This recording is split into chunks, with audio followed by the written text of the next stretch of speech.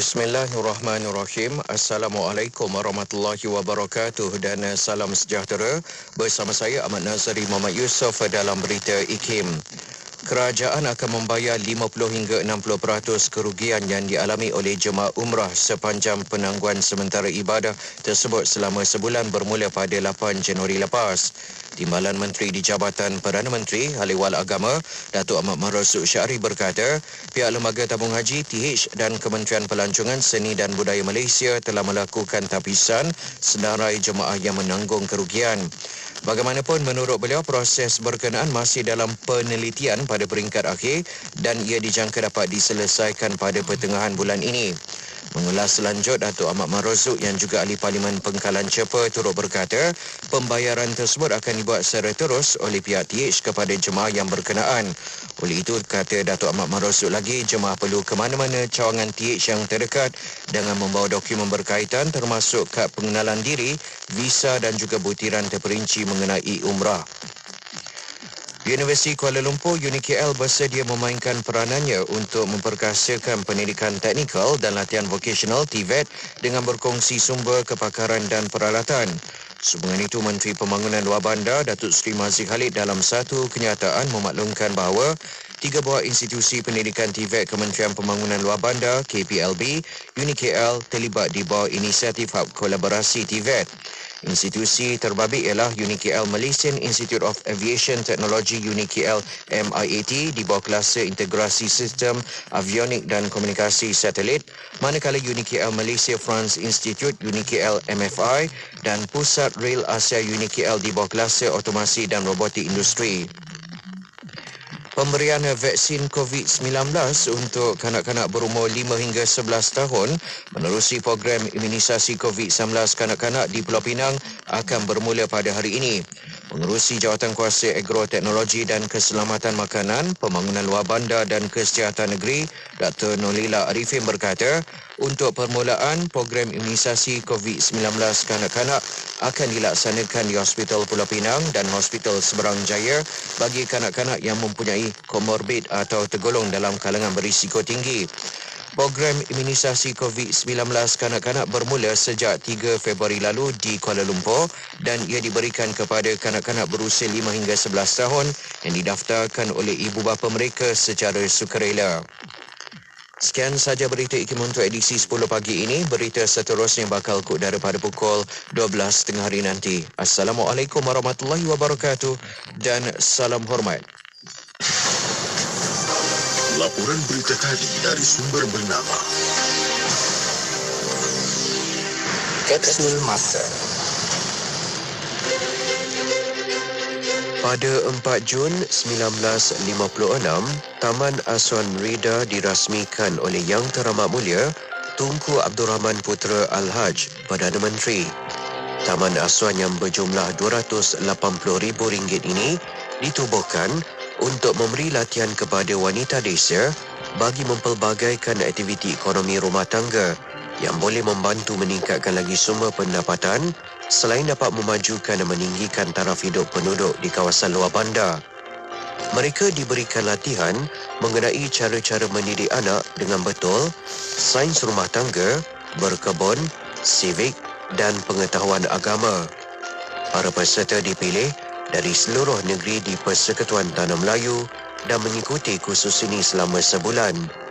Sesungguhnya, perasmian Taman Asuhan ini telah membantu kaum wanita menimba ilmu ekonomi untuk keperluan diri dan keluarga serta dapat melibatkan diri dalam pelbagai aktiviti demi kemajuan masyarakat desa secara amnya. Petikan fakta ini disediakan oleh Seksyen Dokumentasi dan Penerbitan Arkib Negara Malaysia. Bismillahirrahmanirrahim. Allahumma antas salam wa minkas salam. Tabarakta ya dzal jalali wal ikram. Allahumma antas salam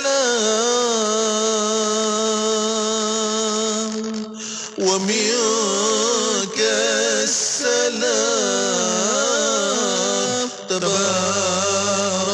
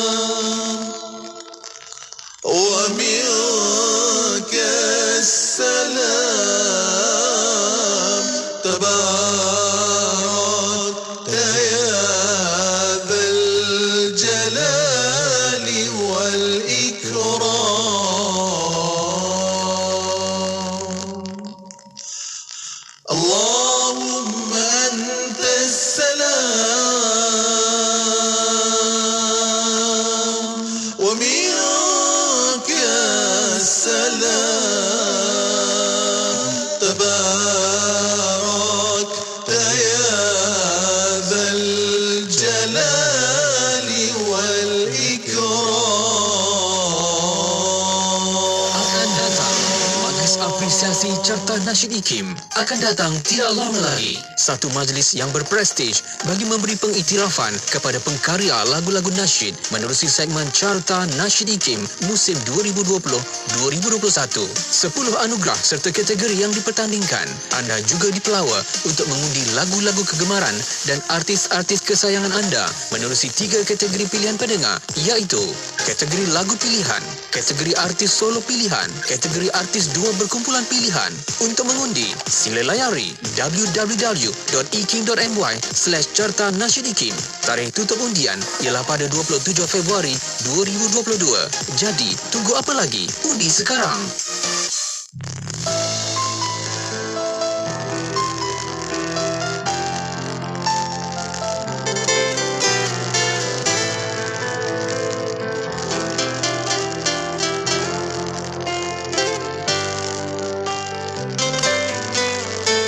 Melilau mataku mencari yang sempurna, namun Tuhan anugerahkan yang teristimewa. Hadiah ini bukan sembarangan pengirimnya, karena itu ku ubah rasa hibah kepada rasa bahagia. Jadi jemari si bujur sirih aku genggam, dalam hatiku berkata sampai mati engkau ku jaga. Pasti Tuhan yang maha ada, Dia punya rencana. Si bujur sirih ku pangku nyenyak diri pandanglah dia seperti ku memandangnya. Lihat senyumnya yang berbeza terus dari jiwa, tiada agenda. Andai terkeliru dengan tuturnya, dengarlah kata hatinya. Aku pandang matanya seolah berkata, terima kasih mama papaku, doa kepadamu.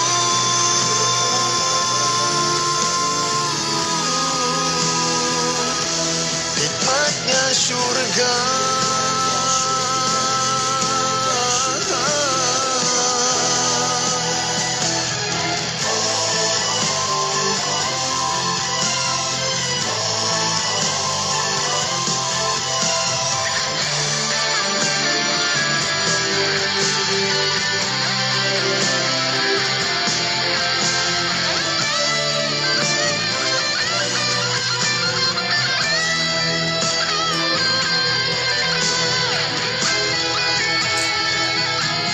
Pandanglah dia seperti ku memandangnya. Lihat senyumnya yang berbeza terus dari jiwa, tiada agenda. Andai terkeliru dengan tuturnya, dengarlah kata hatinya. Aku pandang matanya seolah berkata, terima kasih mama papaku, doa kepadamu, kepadamu. Nikmatnya syurga.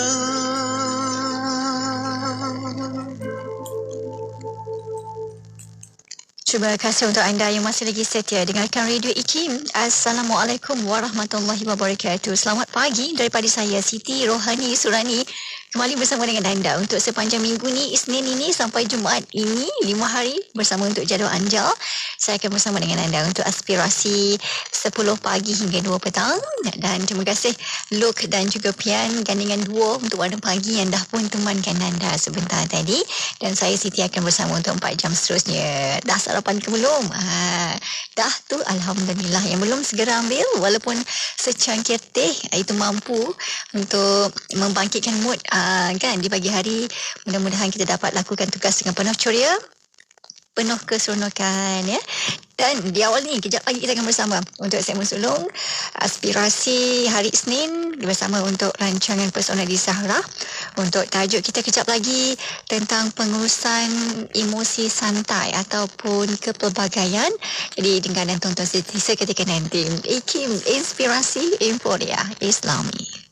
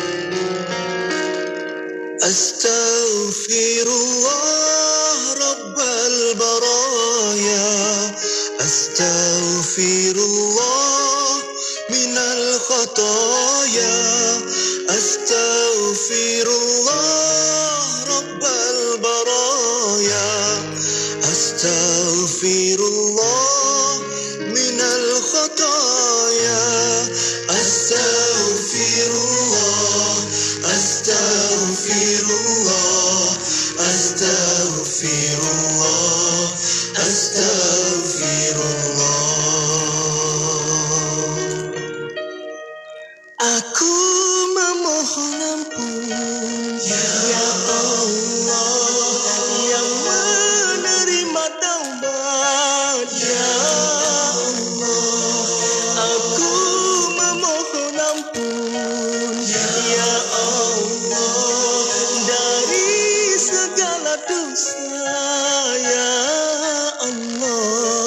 Astaghfirullah, astaghfirullah, astaghfirullah,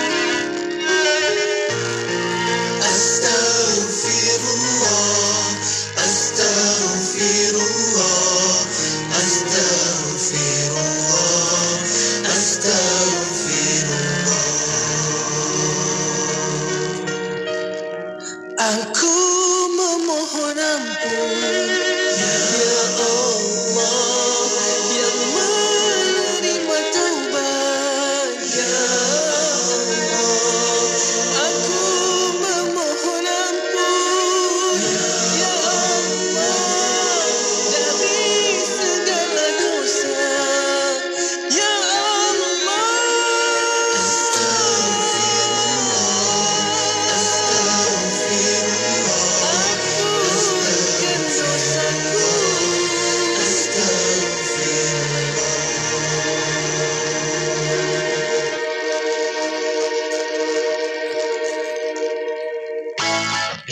Inginkan panduan harian dalam kehidupan? Ikuti rancangan-rancangan menarik dalam Aspirasi 1 hingga 4 petang bersama Siti Rohani Surani. Antara sajian menarik untuk anda iaitu Inspirasi Jihad Bisnes, Bahasa Al-Mushaf, Nik Jawi, Drama Nur Hikmah dan Mutiara Hadis. Semuanya hanya di IKIM, Inspirasi Inforia Islami. Dua. Sekejap. Ini je kawan saya ni. Kalau beli barang mesti dua. Kasut dua, baju dua. Semualah dua. Sekarang dia tengah kembangkan lagi perniagaan. Nak beriklan pun pilih dua. Iklan di radio dan media sosial. Apa tunggu lagi? Inilah masanya. Promosikan perniagaan anda di platform media sosial dan radio IKIM dengan pakej yang sangat berbaloi. Hubungi 017-345-2564 atau 012-686-9236 hari ini. Tarikh tutup permohonan iklan pada 16 hari bulan setiap bulan. Sedap ni nasi ni. Berasanya siapa masak ni, Alia? Panjang, lembut dan berderai. Harum pula tu. Beras mogul basmati Faiza, Mak. Bukankah beras mogul basmati Faiza ni sesuai untuk dibuat nasi biryani dan nasi Arab aja? Beras mogul basmati Faiza ni kalau buat nasi putih biasa makan hari-hari pun sedap. Tengok tu. Cucu-cucu nenek berselera sungguh makan. Pandai mak kamu pilih beras mogul basmati Faiza ya. Hidangkan beras mogul basmati Faiza untuk keluarga tersayang anda. Ingat beras basmati. Ingat beras basmati Faiza.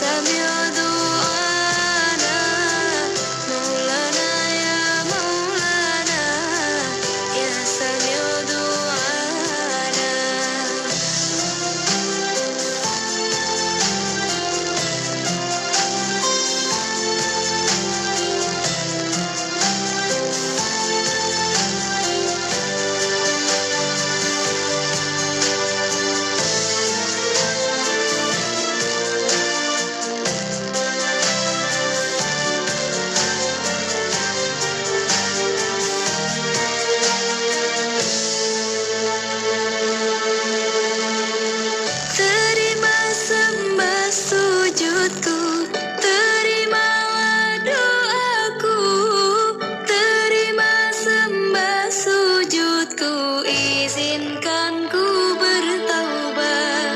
Maulana ya Maulana, ya Sami' du'ana. Maulana ya Maulana, ya Sami' du'ana. Maulana ya Maulana, ya Sami' du'ana. Maulana ya Maulana, ya Sami' du'ana. Maulana ya Maulana, ya Sami' du'ana. Maulana ya Maulana, ya Sami' du'ana.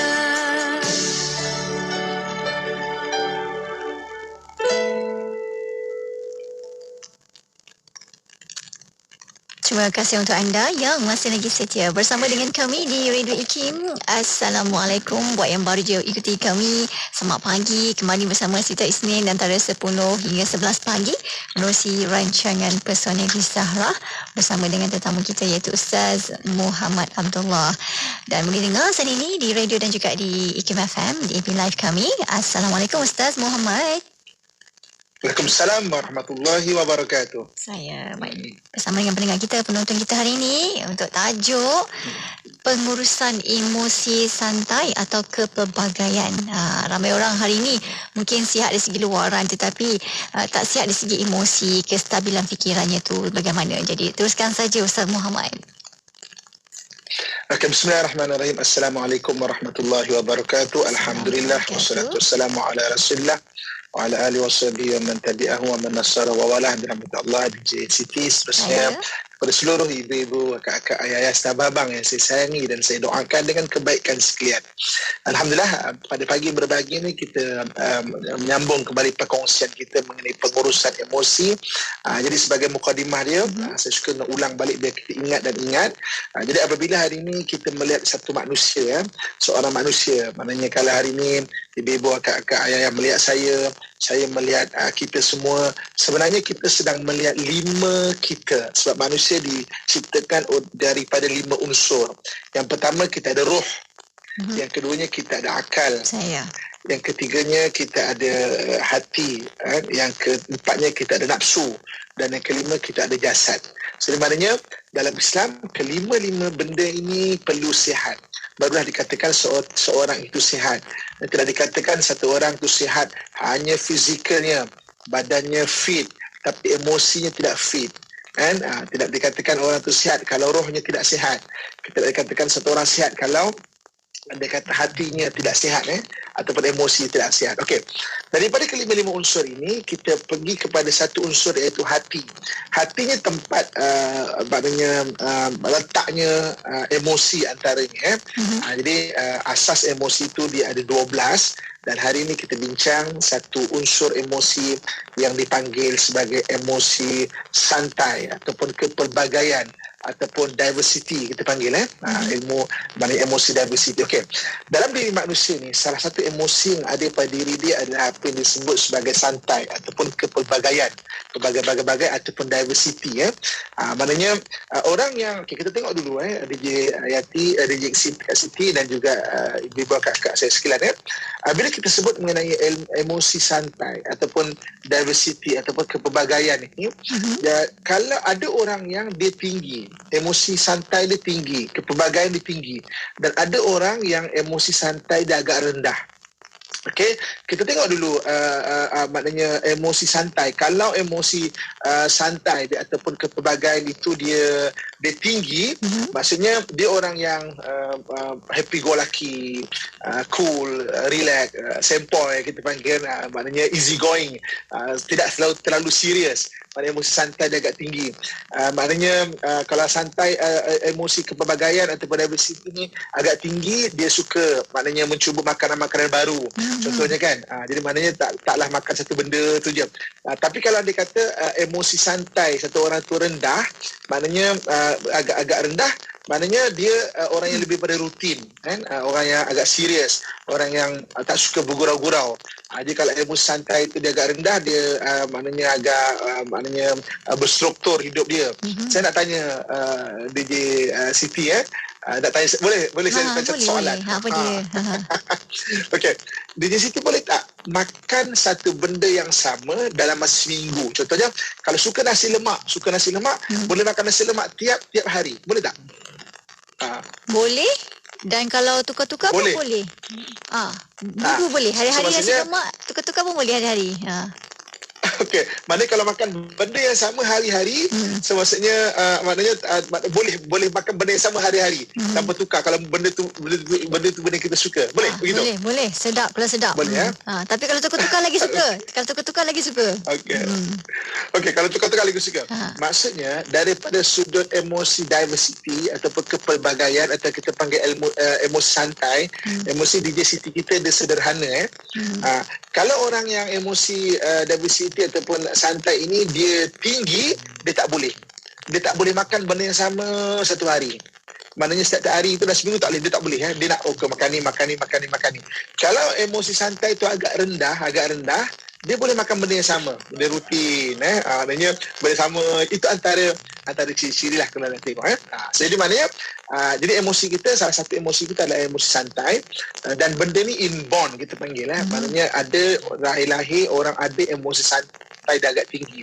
Ada orang yang emosi santai dia lahir-lahir agak rendah. Jadi maknanya tak suka gurau, hidupnya lebih serius, suka rutin, suka peraturan, suka undang-undang. Ada orang yang emosi santai dia inborn agak tinggi. Jadi dia memang happy go lucky, suka bergurau, semua benda maknanya take it easy, maknanya relax, maknanya mudah untuk move on, maknanya emosi santai dia agak tinggi, kan? Dan benda ni inborn. Dan bila kita cerita mengenai emosi ni, ada yang dilahirkan kita memang jenis yang macam gini. Jadi maknanya setiap orang tidak sama. Sebab itu kadang-kadang maknanya toleransi kepada sesuatu perkara satu orang tak sama. Dikatakan hari ini kita bergurau satu benda. Ada orang yang dapat benda tu DJ Siti sebagai satu gurauan. Tetapi ada orang yang dia tak rasa gurauan, dia tak suka. Dia kata nak gurau apa benda macam ni. Tapi orang anggap dia maknanya maknanya ramai orang anggap itu adalah gurauan dan kamu nak relax lah. Tapi dia tidak. Ini bukan gurau benda ni. Kan? Ada orang suka surprise. Contoh macam hari jadi surprise, bagi bunga, bagi apa semua. Ada orang tak boleh terima bro, apa nak surprise ni? Maknanya emosi santai ni menyebabkan satu individu ni tak sama. Kan? Jadi maknanya kalau anda kata emosi santai satu orang tinggi, dia very relax, dia suka bergurau, terlalu tinggi lagi suka bergurau, suka ambil benda tu mudah dan sebagainya, suka relax, tak suka susah-susah, tak suka pening-pening kepala. Tapi kalau emosi santai satu orang tu rendah, dia lebih serius orang dia. Sebab itu apa yang kita nak belajar pada hari ini adalah orang tak sama. Kan? Jangan kita anggap orang tu semua sama. Jangan kita anggap apalah serius sangat hidup ni kan. Macam nak relax sudahlah. Ada orang yang tidak boleh relax. Ada orang memang kena habiskan kerja dulu baru relax. Ada orang boleh kerja sambil relax. Jadi orang tak sama. Jadi maknanya itu kita kena faham. Jadi bila melihat seseorang, kita kenal diri kita kenal orang lain. Dan kita jangan samakan diri kita dengan orang lain. Dan itu kadang-kadang hari ini emosi santai ataupun diversity ataupun kepelbagaian seorang suami agak tinggi, sedangkan isteri dia agak rendah. Jadi kadang-kadang suami suka nak bergurau-gurau sebab emosi santai dia agak tinggi, suka bergurau-gurau. Tapi isteri tak suka nak ketawa-tawa, bergurau-gurau. Jadi maknanya dekat rumah tangga suami nak chill-chill, relax, tapi isteri lebih serius lagi. Jadi maknanya sampai satu masa kalau tidak faham benda ini, dia akan rasa macam boring lah bini ni, boring lah isteri ni kan. Begitu juga sebaliknya. Ada orang isteri yang suka relax lah, chill lah, come on lah. Suami agak serius, menyusun suatu benda, tak suka santai, masa. Jadi mana berlalu masa, isteri akan anggap suami ni boring lah. Macam, sebab apa? Sebab perbezaan emosi itu. Kan? Perbezaan emosi itu. Okey, jadi DJ Siti dan Ibu Kak ISS, sekarang sekejap lagi kita nak tengok makna positive side dengan negative side. Kalau andai kata emosi diversity ataupun kepelbagaian seseorang itu agak tinggi, dia ada positive side dan dia juga boleh jadi negative side. Okey, kalau emosi kepelbagaian ini agak rendah, dia boleh jadi juga positive side dan juga dia boleh jadi negative side. Jadi maknanya sekarang ni maknanya apabila kita memahami emosi, satu ilmu, satu pengetahuan, memahami emosi dan aplikasi dalam kehidupan kita satu benda, itu satu kefahaman yang lain. Sebab dia ada dua keadaan. Boleh jadi dia positif, dia boleh jadi dia negatif. Boleh jadi maknanya satu benda tu dari sudut pandang dia bagus atau sudut pandang dia negatif. Jadi kita nak kongsikan sekejap lagi selepas kita berehat. Okey, baik. Kalau anda ada soalan pendengar, boleh hantar di dua platform yang kami sediakan. Yang pertama di WhatsApp konti kami di 0112900404 ataupun like kami di Kema FM. Tinggalkan soalan di ruangan komen di situ. Kita lihat seketika kembali selepas ini. Berita terkini, jadikan syarikat anda seorang kini dalam enjin carian di internet dengan penajaan program Radio IKIM tahun 2022. Antaranya, kadang-kadang kita menafikan kemanusiaan langsung sedangkan Islam tidak menafikan kemanusiaan. Untuk L, alif, ya, lam. pengisian program bermutu, ilmuwan jitu dan gabungan mantap. Satu ilmu yang Allah rezekikan kepada kita. Itu saya yakin. Hubungi 017-345-2564 atau 012-686-9236 hari ini. Jangan anda terlepas. Tarikh tutup permohonan pada 16 hari bulan setiap bulan.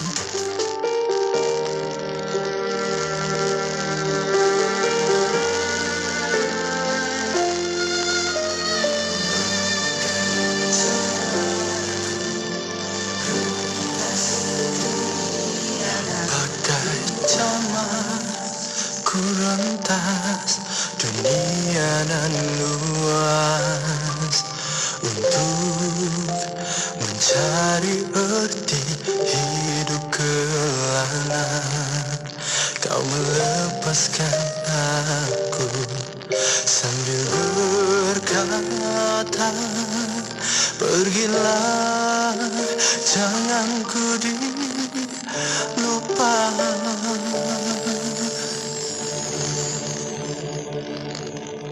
Bagai ombak prahara hidupku layari, ada kalanya langit hilanglah suarti.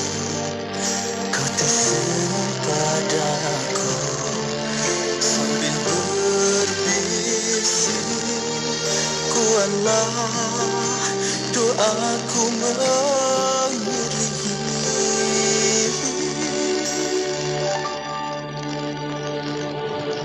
Telah lama ku kejauhan menyusun aku kedewasaan. Dalam perkabaran selalu kau ucapkan, ku rindu saat kau di pangkuan dan pelukan.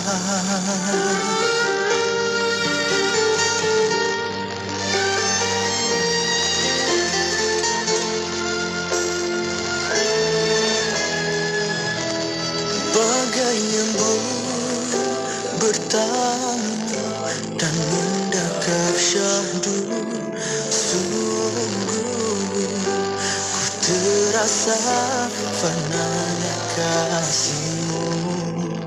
Kau mengusap wajahku lantas memuju, semoga nanti kita bertemu. Suci kasihmu, ku abadikan, meski hadirnya hanyalah fana.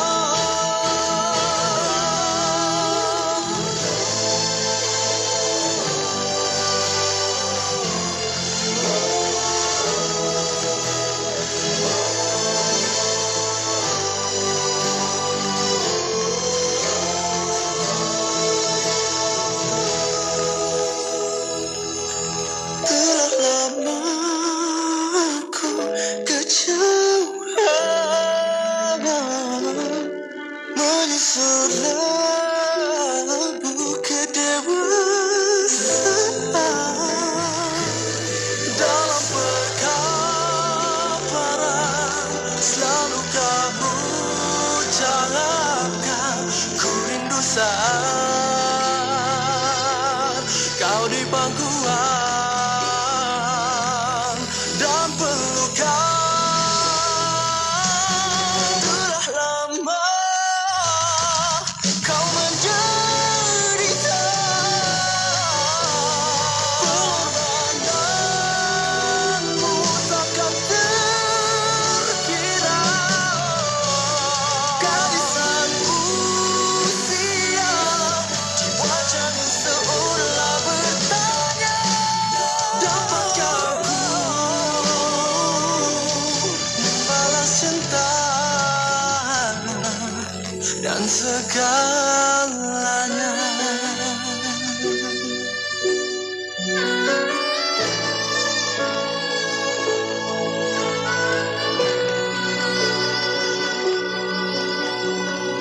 Inspirasi, euforia, Islam, semuanya di IKIM. Kita kembali bersama Sanini para pendengar di Radio IKIM. Buat yang baru je ikuti kami bersama menerusi rancangan Personality Zahra, jom kita sambung Ustaz tentang tajuk kita hari ini, pengurusan emosi santai atau kepelbagaian. Silakan.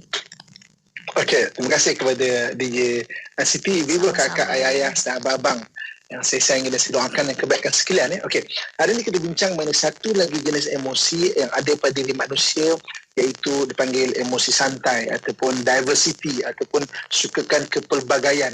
Okay, dia ada dua keadaan, satu emosi santai yang tinggi dan juga ada satu sisi iaitu dia agak rendah. Jadi kita cerita tadi, kalau orang yang emosi santai dia agak tinggi, maknanya dia lebih relax, lebih tenang, maknanya suka bergurau, maknanya kadang happy go lucky, jenis orang dia macam gitu. Okey, sekarang ni kita lihat sekarang daripada sudut emosi santai seseorang, kalau dia tinggi daripada positive side. Daripada positive side dia bagaimana? Kalau positive side dia ataupun sisi pandang yang positif, maknanya orang ini dia lebih tenang menghadapi suatu benda. Dia mudah untuk memaafkan. Maksudnya satu benda tu tak dianggap besar bagi dia sebab emosi santai ataupun kepelbagaian ataupun diversity dia agak tinggi. Maknanya dia mudah bergaul dengan orang, dan orang rasa dia peramah. Dia tak akan membesarkan benda-benda yang macam kecil hati ke apa semua. Relax lah. Maknanya semua manusia tu maknanya ada buat kesilapan, kan, mudah memaafkan, kan, dan mudah move on satu benda tu kalau emosi santai dah agak tinggi, kan. Itu positif side. Sebab tu kadang-kadang di situ pernah tak jumpa satu orang yang maknanya dia orang kata dia ke orang buruk-burukkan dia ke apa, dia relax aja, tak berkerut, tak apa. Pernah jumpa tak orang macam ni? Pernah jumpa tak? Pernah, kan? Maksudnya kalau kita lihat, itu sebenarnya emosi santai dia adalah tinggi. Dia relax, dia move on je. Dia tak ambil serius pun orang tak ambil serius ni, maksudnya dia tak ambil malas nak ambil hal masuk kat pemikiran dia, masuk dekat otak dia yang menyusahkan hati dia, yang menyusahkan pemikiran dia tentang orang mengata dia lah, orang tak berserasi dengan dia dan sebagainya. Dia berjalan, dia relax je. Ini sisi positif dia.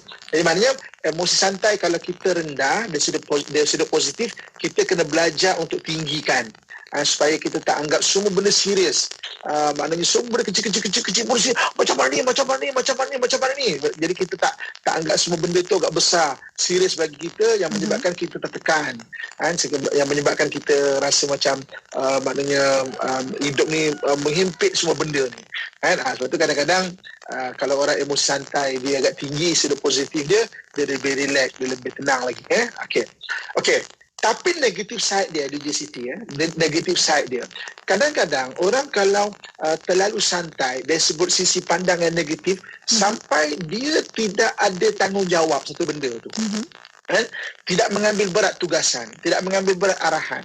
Kalau dia kata disuruh, kalau dalam konteks kerja, benda detail-detail akan selalu terlepas pandang. Dia tak dapat buat satu benda tu dengan satu standard yang tinggi yang telah ditetapkan oleh company ke, bos ke, apa ke. Kadang-kadang dekat rumah tu kebersihan mungkin tak terjaga. Daripada sudut emosi santai terlalu tinggi. Jadi maknanya emosi santai terlalu tinggi, cepat bosan dari sudut-sudut, kan. Tak boleh nak susah nak istiqamah satu benda. Itu kadang-kadang kita tengok ada orang yang tak bertudung, tiba-tiba nak bertudung, tiba-tiba jadi pula tak bertudung balik. Kalau dia emosi santai agak tinggi, kalau kita tengok orang jadi macam ini, sebenarnya dia nak jadi baik, Tapi orangnya jenis memang emosi santai tinggi, macam happy go lucky, gelak-gelak, suka apa semua. Jadi maknanya dia nak ambil satu benda tu agak serius, dia agak susah sikit. Sebab dia memang emosi santai agak tinggi. Kejap pakai tudung, kejap buka tudung, kejap pakai tudung balik, kejap buka tudung, contoh. Jadi kalau contoh kalau bagi orang perempuan kan. Sebab apa? Sebab memang maknanya kadang-kadang negatif side dia jadi macam gitu. Tak anggap semua benda tak anggap serius satu benda. Dan kadang-kadang DJ Siti, ibu-ibu, akak-akak, ayah-ayah saya sekalian kan, kalau emosi santai ni agak tinggi sampai kadang-kadang satu orang itu terdedah dengan addiction ataupun apa yang dipanggil sebagai ketagihan, banyak ketagihan. Contoh ketagihan main game contohnya. Sampai ketagihan judi contohnya. Punya nak relax sampai melepak. Ataupun ketagihan, ada orang sampai ketagihan alkohol contohnya. Ini yang kalau kita tengok senarai disorder ataupun mental disorder dalam DSM-5. Maknanya DSM-5 menyebut sebagai judi ni, efek kepada judi maknanya equivalent ataupun sama dengan orang yang maknanya addicted kepada dadah ataupun alkohol. Maknanya terlalu santai, relax, ambil barang-barang terlarang pun rasa relax lagi, maknanya sampai jadi macam itu. Sampai addiction kepada benda-benda yang maknanya terlarang, sampai maknanya perjudian contohnya. Lepas tu kalau kita lihat dalam Al-Quran, saya cukup kagum dengan apa yang Allah Subhanahu Wa Taala sebut dalam surah Al-Maidah ayat 90.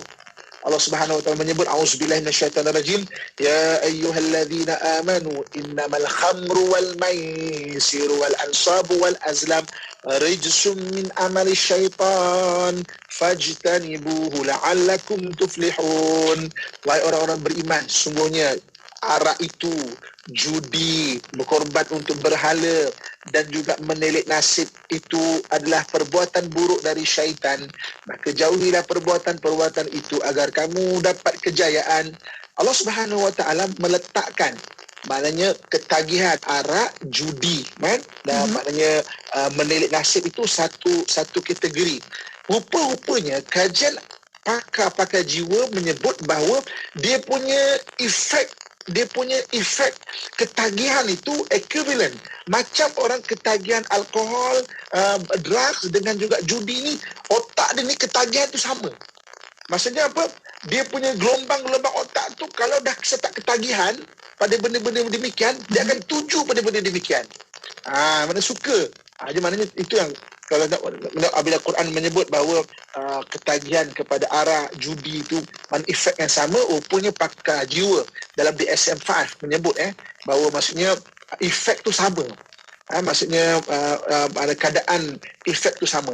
Jadi bila orang terlalu santai, dia mula terlibat pada benda tak baik sampai jadi ketagihan. Ini kalau diversity terlalu tinggi.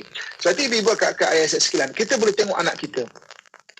Kalau anak kita emosi santai agak tinggi, sekali dia kena game, dia susah nak berhenti. Ini yang kadang-kadang anak tu main game, bapak sampai tak boleh nak stop. Mak tak boleh nak stop. Sebab itu kita kena kenal anak kita. Kalau emosi santai dia agak tinggi, memang diversity dia agak tinggi, kena ajar daripada awal. Kena ajar dia untuk disiplinkan diri dia. Maknanya kena ajar dia untuk maknanya ada benda-benda kena serius, tak boleh nak santai. Padahal kan relax, main game, mereka duduk, apa semua, dan benda tu terbentuk. Dipanggil emosi diversity dah lah, memang dia inborn, dia tinggi, dia kena pula benda itu. Ni kadang-kadang bapak, mak ambil telefon boleh bergaduh tau. Maknanya anak dengan mak bapak, kerana kita nak stop emosi santai yang telah terbentuk. Dia dah memang tinggi emosi santai dia. Terbentuk pula tu. Terbentuk lagi lah, dia tak boleh nak stop benda itu. Kan? Bila kakak tuan-tuan muslimin dan muslimat rahmatullah sekalian. Okey. Sekarang ni kita tengok pula daripada sudut emosi santai ni kalau dia rendah. Jadi maknanya emosi santai kalau rendah pula, apa terjadi pada satu orang tu kalau emosi santai dia rendah? Maknanya kalau positif side dia boleh pada benda rutin. Maksudnya kalau emosi side positif side dia boleh benda rutin kan, maknanya buat satu benda itu tak mudah bosan, dia boleh buat benda itu berulang-ulang. Ini emosi santai dia rendah. Kalau contoh kalau makan tu dia boleh makan benda yang sama je, tak kisah kan. Kalau dia kata macam DJ Siti tadi sebut kan, boleh je makan benda yang sama, tapi kalau ubah-ubah pun bagus juga. Maknanya sederhana tau, dia tak tinggi, dia tak rendah. Kalau orang yang rendah, dia boleh boleh benda yang sama kan. Maknanya orang yang rendah emosi santai, kalau positif side dia, tanggungjawab agak tinggi kan. Satu benda deadline macam ini, dia akan habiskan macam ini. Standard satu benda kerja macam ini, dia boleh fulfill, dia boleh penuhi benda itu macam ini. Kalau emosi santai dia agak rendah, sebab dia agak serius orang dia. Tapi negative side dia pula, orang yang emosi santai dia agak rendah ni, maknanya dia tak suka bergaul dengan orang, tak suka gurau-gurau, hidup serius, jarang nak pergi kenduri, orang jemput kenduri pun jarang nak datang kan. Maknanya orang akan tengok dia macam sombong, tak nak bergaul maknanya. Dan kadang negative way dia kadang-kadang maknanya satu benda tu terlalu serius pada kerja, sampai kadang-kadang maknanya family pun agak kedua ketiga dah. Memang ada orang yang macam gini. Kerja pertama, family kedua tu dah kedua ketiga dah pada benda itu. Emosi santai dia maknanya terlalu rendah dan boleh menjadi sampai keluarga pun tidak di-appreciate ni. Ni kalau daripada sudut disorder yang boleh berlaku kan. Kalau emosi santai ni agak rendah, maksudnya dia akan boleh menyebabkan satu orang tu apa disebut sebagai antisocial kan. Antisocial ni maknanya tak peduli mengenai terhadap perasaan orang lain, sikap kasar dan berterusan, maknanya tak menghiraukan norma sosial, peraturan, kewajipan. Lantaklah kan. Maknanya emosi santai dia agak rendah, dia je kan. Tak berupaya mengekalkan perhubungan yang berkekalan kan, sebab dia memang apa nak fokus. Kalau kerja lah. Kalau benda nak buat dah, tak ada tentang nak relax, tak ada. Itu agak serius maksudnya tak upaya untuk rasa bersalah kan satu benda itu. Ini yang dalam Quran Allah menegur bahawa perhubungan dia ada hablum minallah dan hablum minan nas. Hablum minallah, hubungan kita dengan Allah, maksudnya macam serius, sembahyang, solat, puasa. Tapi hablum minan nas juga kena ada kan, iaitu perhubungan dengan manusia, kena santai sikit dengan manusia, kena ada maknanya memahami manusia, kena bergaul dengan manusia kan. Ni kalau negative side dia boleh jadi antisocial, tak kira perasaan orang lain dan sebagainya. Jadi bila kakak tuan-tuan sekalian, satu benda yang kita kena faham dalam diri kita, ada salah satu emosi yang 12, kita bincang 12 emosi asas kan. Maknanya ada yang tinggi, ada yang rendah, kita bincang biar kita faham bagaimana menguruskan. Kalau kita orang terlalu serius, explore kan, terus yang kerja sampai kenduri kahwin pun tak datang lah apa semua, explore apa biar lebih santai sikit kan, daripada positive way dia. Kalau kita terlalu santai, terlalu tinggi emosi diversity ni, explore untuk kadang-kadang ada setengah-setengah benda di setengah-setengah keadaan kena rendahkan, kena lebih serius. Kalau tak, kita akan suka duduk melepak, kerja pun tak buat, apa pun tak buat, sampai jadi maknanya kadang-kadang terlibat dengan benda-benda yang terlalu santai macam saya sebut tadi. Maknanya perjudian, arak, game lah, apalah, sampai tanggungjawab pun dilupakan. Ini kalau terlalu rendah daripada negative way. Okay, so jadi maknanya sebagai amalan maksudnya sebelum kita membuka kepada pendengar-pendengar yang saya sayangi dan saya doakan kebaikan sekalian kan. Untuk amalan Asmaul Husna, maksudnya apakah amalan yang boleh kita buat untuk kita ni lebih santai? Bacalah banyak-banyak nama Allah Subhanahu Wa Taala, Ya Halim, Ya Halim, Ya Halim, Ya Halim, Ya Halim. Wahai yang maha maknanya penyantun kan. Orang nak jadi penyantun ni, dia kena orang yang relax jiwa dia, maknanya emosi santai dia agak tinggi, maknanya halim, ya halim. Bagi orang yang agak serius orangnya kan. Bagi orang yang orang yang agak rendah emosi santai, kalau dia nak beramal kan, maka bacakan nama Allah Subhanahu Wa Taala, Ya Jabbar, Ya Jabbar, Ya Jabbar, Ya Jabbar, banyak-banyak. Bagi orang yang terlalu relax, terlalu bergurau sangat dan sebagainya, baca nama Allah Subhanahu Wa Taala, Ya Jabbar. Jadi mudah-mudahan kita faham benda ni, kita nak baiki diri kita doa pada Allah untuk Allah bantu kita memperbaiki diri. Amalkan Asmaul Husna ini, kerana Allah sebut bagi Allah nama-nama yang baik, maka kamu doalah dengan menggunakan nama-nama Allah Subhanahu Wa Taala yang baik ini. Wallahu a'lam. Baik, kita raikan 1-2 soalan sesempat yang mungkin. Soalan daripada pendengar kita yang bertanya saat ini daripada Siti Nur Faizah Zaini. Adakah beralah, berdiam dan membiarkan situasi kerana tidak mahu merumitkan keadaan, satu tindakan yang bertanggungjawab.